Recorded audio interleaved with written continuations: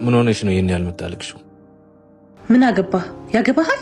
ኧረ ቀስ እናቱ፣ እኔ ላረጋጋሽ ብዬ ነው። የሚያረጋጋኝ ሰው አልፈልግም፣ አመሰግናለሁ። እዚህ ሰፈር ነሽ? ለነገሩ እዚህ ሰፈር ብትሆኚ አውቅሽ ነበር። ዝም በል እስቲ፣ ዝም በል። ይሄ ጸባይሽ ነው አይደል? ከሰው ጋር እያጋጨ እንደሚያነፋረቅሽ። ምን አልክ አንተ? የምትናገረውን እያሰብክ ተናገር እሺ፣ እንዳላዋርድህ። ምን ላድርግ ብለሽ ነው? ሲያዩሽ ነገረኛ ትመስያለሽ። ምን ትሰማለህ? አፍ እንደመጣልህ አትለፍልፍ እሺ። ማን እንደሆንኩ ታውቃለህ? ምንድነው የማየው?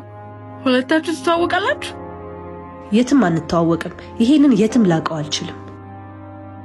ቆይ አንተ የጋሽ ክብርሽ ነህ? አዎ። ሲገርም፣ እኛ ሳናስተዋወቃችሁ ሁለታችሁ ተዋወቃችሁ ማለት ነው?